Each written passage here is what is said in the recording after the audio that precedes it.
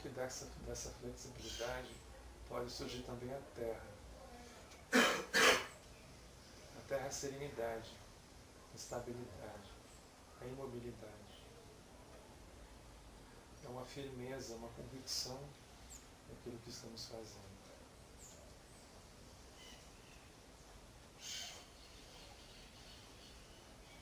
Nós podemos sentir a energia da Terra. Sentamos como se fôssemos uma montanha. Estamos parados, imóveis e estáveis.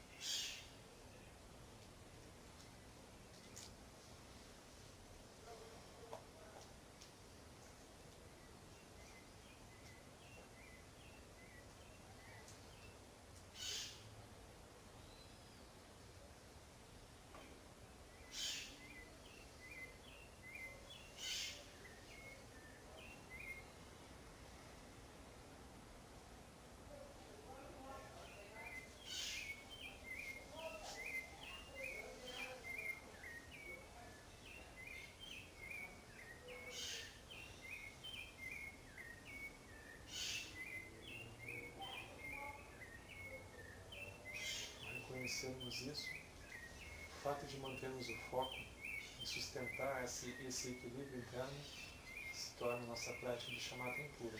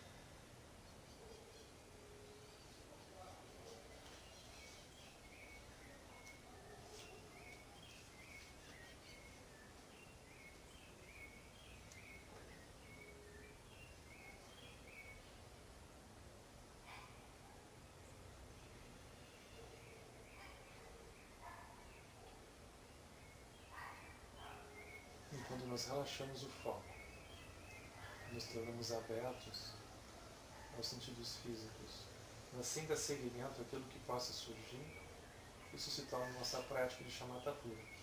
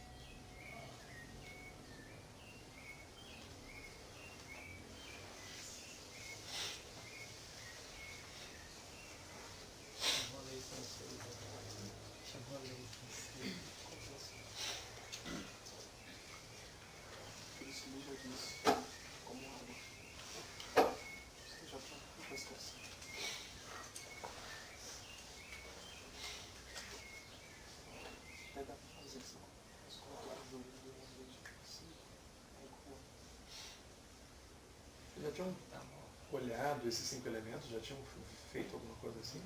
Não. É muito estranho, muito diferente, não? Não. Dá para fazer?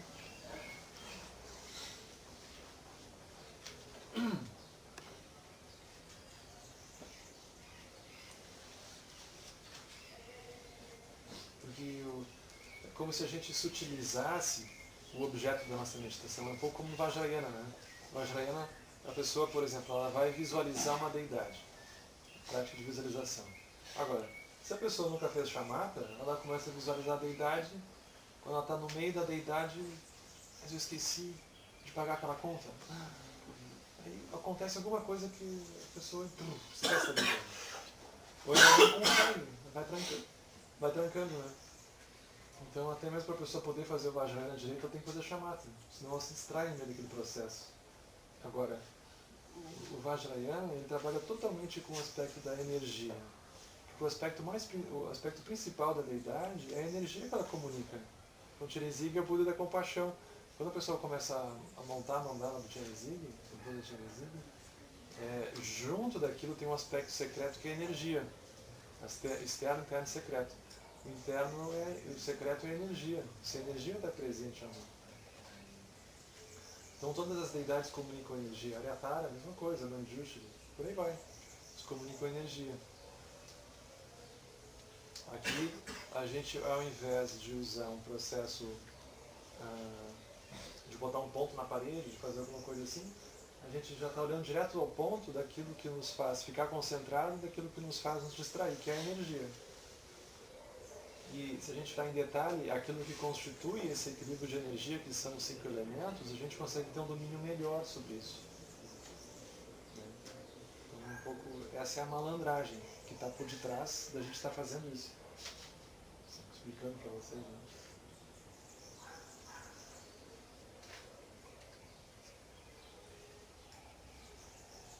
Ficou claro para quem não conhecia o que é chamata impura, chamata pura? Mais ou menos. O que acontece é assim, eu lembro de uma vez que eu encontrei uma pessoa, ela estava me dizendo, foi no Nordeste que eu estava. Ela estava dizendo, olha, para mim chamata pura é assim, eu paro, fico quieta e eu ouço, presto atenção naquilo que está ao meu redor. Eu disse, não é bem isso, não é bem chamata pura. O que acontece é assim, os mestres eles falam daquilo que se chama o pensamento especulativo. Isso é muito interessante. Pensamento especulativo associado ao som, por exemplo.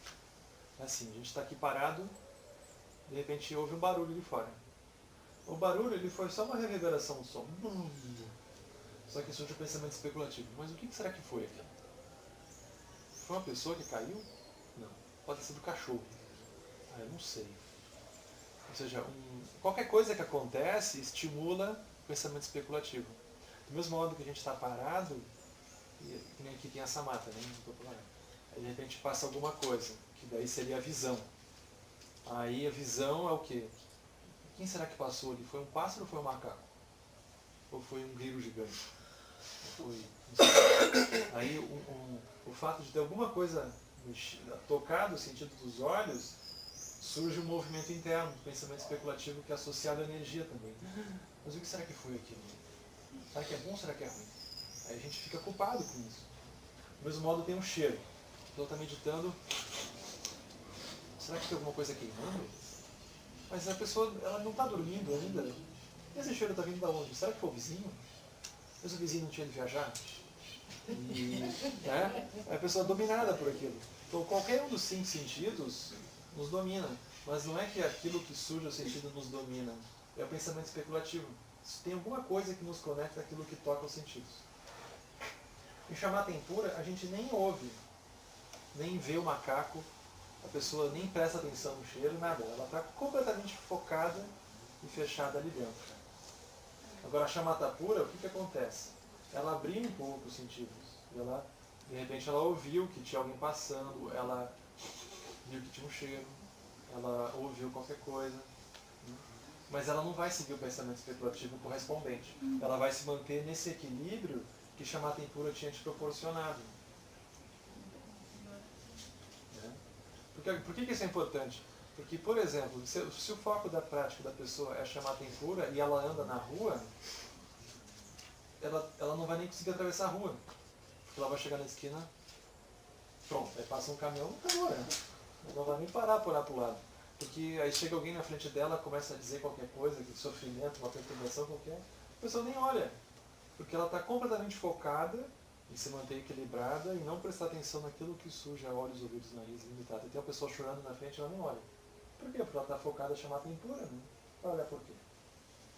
Então chamar tempura não nos ajuda a nos relacionar com as pessoas. Não ajuda em nada. Mas é extremamente importante porque vai nos dar um equilíbrio entre elas. Então por isso ela tem esse nome, ela é impura. Ela não é prática da iluminação, mas ela tem que ser praticada.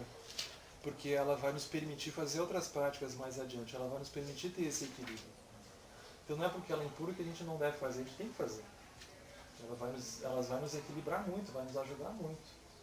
Chamar tempura já vai nos ajudar, por exemplo, a encontrar a pessoa que ela está chorando, a pessoa está fazendo qualquer coisa.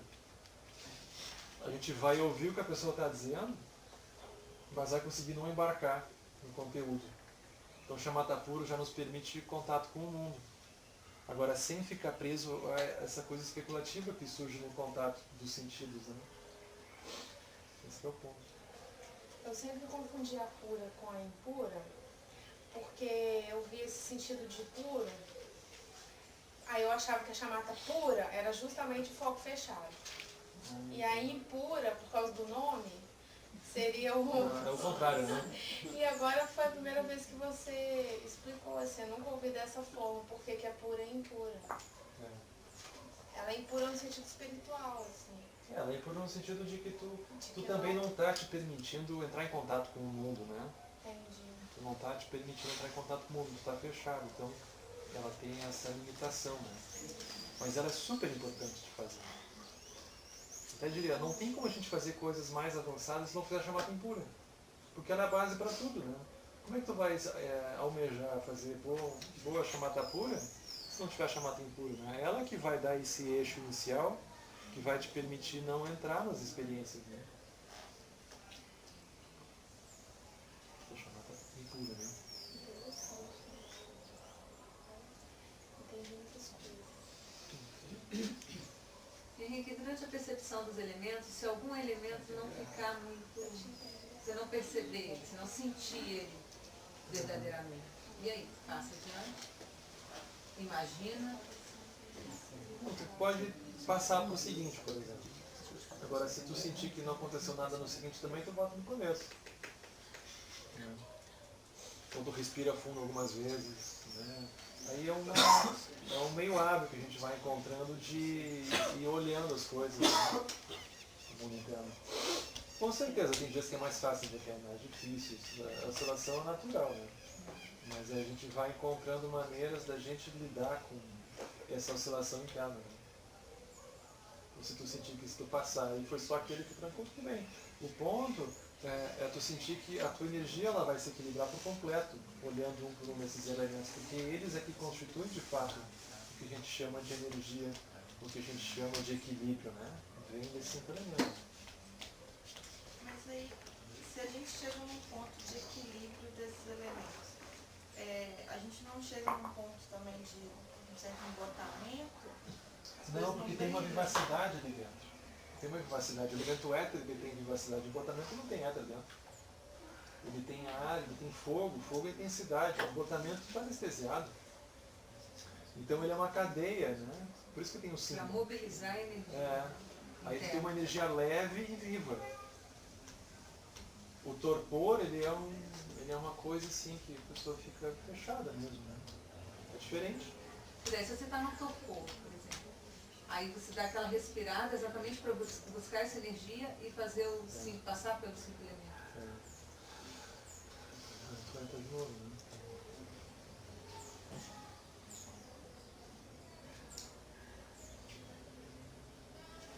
Mas eu acho que nosso tempo acabou, pessoal. Já são 5 horas, né?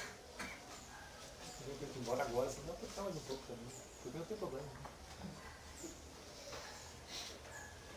Fica muito corrido, tá entendendo o ritmo, fica só Só Fico, passando. porque só fez 3, pessoal, faltam 19, 18.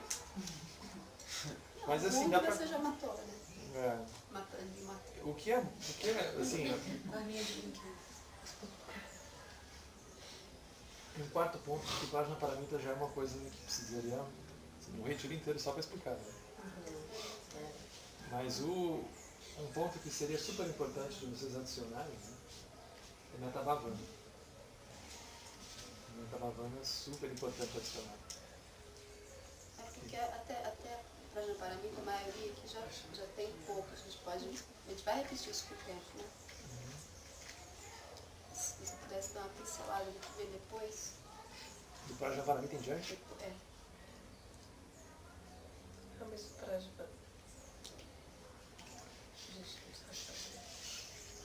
Semana você não vai fazer nada lá em cima, não. Como é? Semana você não vai fazer nada lá na sua casa. Olha, eu vou ligar pra minha mãe, eu vou deixar tudo negociar com ela, vamos ver se tu consegue. Você não tá indo lá pra cima, você tá indo lá pra baixo. Tudo lá pra baixo. Ah, Deixa eu abrir a o porta. problema é lá Mas embaixo. chama só como eu conheço, né? Geral. Ela não conhece, meu Deus. Tem que fazer uma Mas o que acontece, eu vou contar pra vocês, é assim. Aí, nós vamos fazer Metabhavana, que é apenas sequência. Né? Depois, quem não conhece, a Cláudia pode passar para vocês, se for explicar que eu levo mais meia hora. Mas aí tem essa prática de Metabhavana, que basicamente é a gente pacificar as relações da nossa vida. Né? Aí vai surgir o Prajna Paramita. O Prajna Paramita, ele é o pulo do gato. É o pulo do gato. Por que ele é o pulo do gato? Porque até aqui a gente tem feito essas contemplações achando que o mundo é externo, achando que o mundo é concreto. E que eu preciso me acalmar senão me dou mal no mundo. E que se eu estou atento eu estou melhor no mundo. Eu estou numa experiência dual ainda. O Prajna Paramita ele vai quebrar isso. Ele vai te apresentar para a natureza da mente construindo a dualidade. Ele vai te fazer olhar que, por exemplo, o que tem de profundo dentro das coisas, dos objetos e até mesmo das pessoas é essa energia dos 5 elementos. Então, se a gente olha para uma pessoa e a nossa energia brota, a gente quer aquela pessoa para perto. Aí, se um dia a gente olha para aquela pessoa não brota mais energia, a gente dispensa. Isso é assim, com pessoas, com roupas, com coisas, com carros, com tudo. Com filmes, com músicas, com comidas, né? É sempre uma questão de energia. Então, isso é uma outra face da própria vacuidade. O fato de que o que tem dentro é energia. Mas a energia não está ali dentro daquela coisa. Porque tu abre a térmica, não tem nada dentro. Como é que tu vai dizer que tem energia? Mas tem. Então esse aspecto mágico da realidade é o Prajna Paramita que abre. O fato de que as coisas estejam profundo dentro da energia. Depois a gente vai contemplar a presença, que é o fato de que tem um espaço que constrói as coisas, ora agradáveis, ora desagradáveis, ora interessantes, ora amorfas, por aí vai. Ou seja, tem uma natureza livre da mente que constrói essas experiências, que dá luz a essa energia do sentimento. Tem um espaço parado, isso é a presença. Eu acho ótimo não falar presença, porque ele não fala Dzogchen. Porque se ele fosse falar Dzogchen, aí aquilo já criava um javali nas pessoas daqueles que estão praticando Dzogchen. Né? Então é. Gostei, ele falou. Aí tem essa prática de contemplar esse silêncio da mente. Esse silêncio da mente, a pessoa ultrapassa qualquer sentido de identidade, qualquer sentido de dualidade, de tudo. Ela repousa nisso que está além dessas coisas. Né? E a pessoa pensa, bom, agora eu vou voltar para o mundo para quê? Agora acabou, agora eu vou ficar aqui e tudo se dissolve. Mas não. Agora, a pessoa ela perdeu a necessidade de ter que ter um envolvimento condicionado dentro do mundo. Nesse momento, o Bodhisattva consegue surgir sem contradição. Porque tudo aquilo que impedia a pessoa de surgir de maneira positiva e lúcida no mundo, ela destrancou. Então reconheceu que os obstáculos estavam na mente dela. Uma vez que ela reconheceu a mente dela construindo aquilo, e ela reconheceu aquilo que está além desses obstáculos que impediam o Bodhisattva de surgir, agora ele pode surgir melhor. Então agora, esse é o 6º passo dos 21 itens. Né? Os outros 10 seguintes é a construção do Bodhisattva. Aí o Bodhisattva se constrói, é terra, fogo, água e terra. Aí surge essa aspiração por dentro da compaixão de surgir esses 5 elementos. E aí surgem as 5 sabedorias. sabedoria do espelho, que a gente olhar para os outros no mundo deles, ou seja, a gente entender que pelo que a gente está olhando para o outro, aquilo é o outro mesmo, ou aquilo é o outro que eu tenho dentro de mim, que eu acho que é o outro. Ou seja, o outro pode ser que seja só um reflexo do que eu tenho dentro, e não o outro mesmo. Pode ser que eu nem saiba o que é o outro mesmo. Então isso é a sabedoria do espelho. Eu começo a olhar para o outro desse jeito. Eu já não olho mais assim com raiva, com apego, com cansaço, com qualquer coisa. Eu olho assim. Agora, uma vez que eu olho assim, eu consigo olhar para o outro e ao invés de jogar um jogo com ele, eu tento olhar para o outro e ver se ele tem qualidades dentro dele. Que é uma coisa que eu nunca tinha parado para olhar. Por quê? Porque eu sempre olhava para o outro exigindo alguma coisa. Ou congelando o outro em alguma coisa. Agora, eu consigo olhar para o outro e ver qualidades que nem ele vê. Isso é a sabedoria da igualdade. Aí tem a sabedoria discriminativa, que eu vou passar a relacionar com o outro tentando estruturar isso. Isso é a sabedoria discriminativa. Surge um movimento de estruturação disso, né? Buda Vitara. Aí surge um movimento também de não dar seguimento a uma causalidade que possa surgir por dentro do samsara. Ou seja, mesmo que o outro possa ter uma recaída no meio disso, de querer reconstruir alguma coisa de maneira condicionada, a pessoa não corta aquilo. Isso é o Buda Mogassiddhi, né? A sabedoria da causalidade.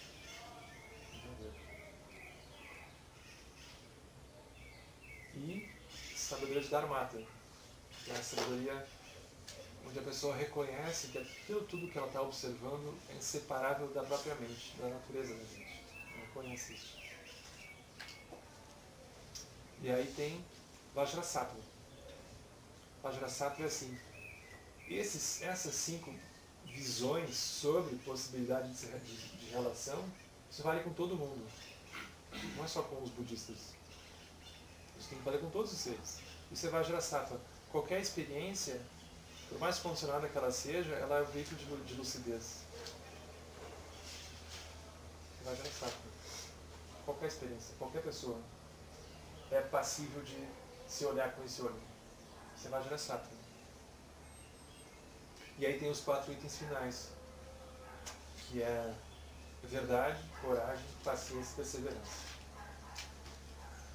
Que a pessoa entender, ou seja, esse movimento todo é verdade, isso funciona, né? Ela entender que se ela faz isso, as coisas melhoram. Se ela não faz, Maharaja está por aí. Isso é verdade. Aí ela tem que ter coragem para praticar isso, porque as pessoas vão nos recongelar nas situações comuns do samsara, vão nos exigir coisas do samsara com visões do samsara e vão se relacionar com a gente com visões condicionadas.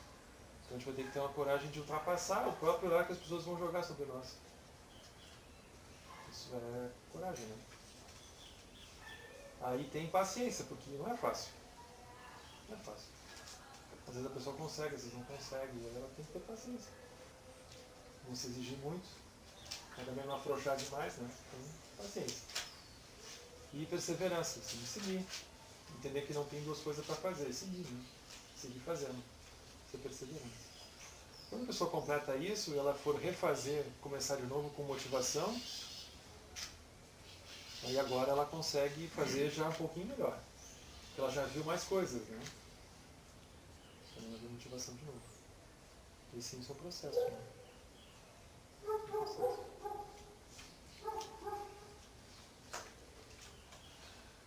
Mas essencialmente, após ter passado pelo Prajna, Paramita e Presença, a pessoa entra no mundo de novo. Mas ela entra por vontade própria, ela entra por compaixão, né? Não que antes não tenha sido, mas antes a pessoa ela não conseguia fazer aquilo direito, porque ela trancava muito, né? Aí o Prajna Paramita vai ajudar a destrancar esses obstáculos mais profundos que a gente vai encontrando em nós.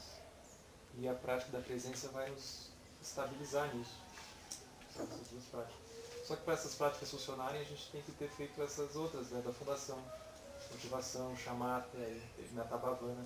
Essencialmente o processo é um processo de acumulação. Como tocar um instrumento. A pessoa tem que treinar escala, por exemplo, né? Toca violão, toca piano, qualquer coisa. Tem escala. Tem que treinar. No início aquilo sai tudo cuspido, né? Aí até que daqui a pouco aquilo sai. Então é isso. Chamata é assim, no início sai tudo cuspido. pessoa vai fazendo, vai fazendo. Mas é um treinamento, né? Os tibetanos eles usam muito essa palavra, um treinamento da mente, né? Só que a gente tem a sensação que o samsara não é ensinado, mas ele é. A gente aprende, os meios de comunicação nos dizem coisas, pai e mãe nos dizem coisas, eles podem não dizer verbalmente, mas sutilmente a gente é ensinado a fazer muitas coisas sutilmente, né? Coletivamente também, socialmente. E tem muitos valores, muitas coisas que a gente só se dá conta quando a pessoa vai estudar antropologia, ou a pessoa vai entrar em contato com outras culturas, outras formas de ver, e ela se dá conta de tudo aquilo que ela está vivenciando, totalmente construído. Num processo histórico, num processo político, aquilo não é assim dado. Nunca foi. Né? Ela vê que o avô e a avó dela viviam num outro mundo. Então isso é o Prajnaparamita, né? Ele vai desconstruindo essas visões.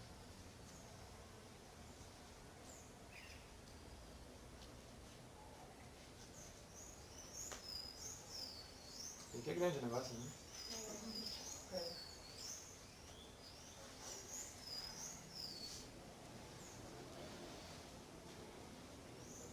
É isso. Em termos práticos, como que você pratica os 21 itens? Nossa, É isso. joga sujo hoje aqui, né? Assim, pô, hoje eu sento e vou fazer chamada. Amanhã eu sento e vou fazer metabhavana. E vou fazendo um item por dia. Ou eu vou sempre indo e voltando. Aqui Isso é uma teoria extensa, né? Como é que eu vou começar a praticar isso? vai ser uma motivação, esses itens todos, né? Mas é uma... Acho que era um pouco quando eu estava falando com você, como é seu nome? Kátia. Kátia, né? E, por exemplo, tem dias que a pessoa senta, ela não sabe nem por que ela está sentando. Então tem que fazer motivação, né? Tem que relembrar aquilo, né? Tem dias que a pessoa senta, aquilo está mais claro para ela, por que ela está fazendo aquilo, né? Então aí ela já consegue fazer chamata melhor, por exemplo. Vai indo, né? Mas essencialmente é como se a coisa começasse mesmo, né? Com Prajnaparamita, né? Então o mínimo de equilíbrio que a gente for conseguindo, o mínimo de estabilidade, a gente já pode conseguir arranhar um pouco o Prajnaparamita. Aí a gente é jogado na mandala da mente. A gente é jogado na mandala da realidade das coisas, né? Aí isso é mais rápido. Então às vezes como um instrumento, assim. Então, tem momentos que a gente vai fazer os 8 pontos do Prajnaparamita para depois praticar presença. Tem momentos que a gente vai enfocar mais em 5 sabedorias. Depende um pouco também do que eu estou fazendo, né? Então, por exemplo, se eu estou essa semana agora, em 4 dias de curso em Recife, que era sobre o Sutra do Diamante. Aí o que eu fazia era contemplar isso, né? A minha meditação. Que era o que eu estava oferecendo para as pessoas, né? Então, às vezes, eu vou, dependendo também do que eu estou oferecendo para as pessoas, dependendo do que eu estou vivenciando na minha experiência pessoal, eu vou vendo o que naquele momento eu estou precisando fazer mais, né? Às vezes eu estou encontrando pessoas com muitos problemas. Pessoas me escrevem com muitos problemas. Aí eu faço motivação, faço um pouco de chamata, eu faço metabhavana, eu tento não dar solidez para aquilo que elas estão me apresentando, aí faço 5 sabedorias, eu tento entender, tento fazer surgir os meios hábeis da flor, né? Então, tudo depende das circunstâncias que eu vou encontrando, né? Não é alguma coisa cartesiana assim, né? A gente tem isso como o eixo da gente, né? Mas no momento que a gente está vivenciando, a gente vai fazer um pouco mais de um pouco mais do outro, né? São recursos, São né? recursos, né? O ponto sempre é a visão, né? Como olhar para o cubo, reconhecer que tem essa visão mágica das coisas, né? O ponto sempre é esse. E daí a gente fica livre da prisão daquilo, né, que está na nossa frente. O ponto sempre é a visão. Uma vez que a gente tem a visão, como é que a gente pode ajudar o outro a ter a visão também?